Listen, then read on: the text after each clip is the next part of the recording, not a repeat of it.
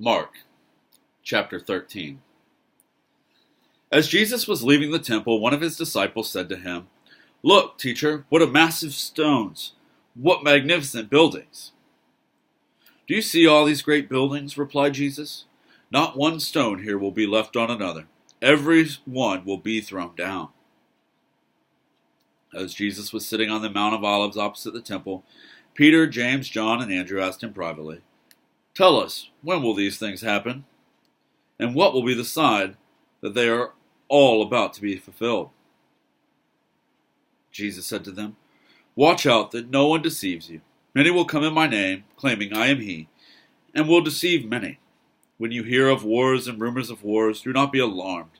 Such things must happen, but the end is still to come. Nation will rise against nation and kingdom against kingdom.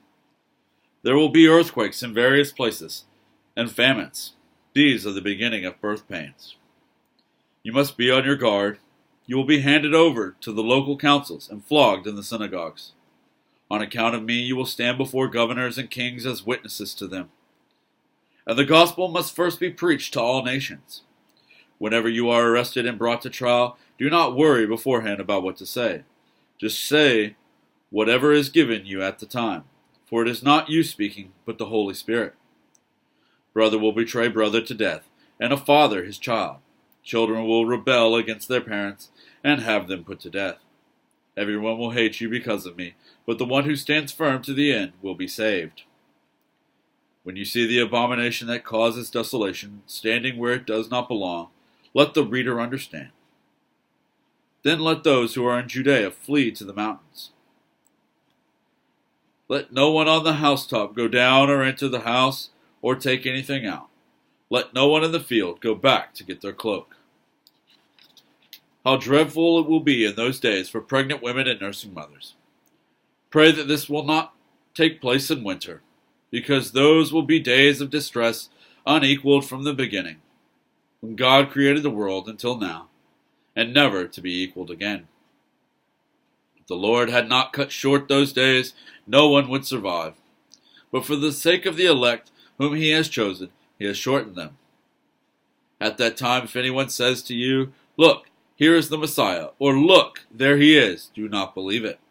For false messiahs and false prophets will appear and perform signs and wonders to deceive, if possible, even the elect.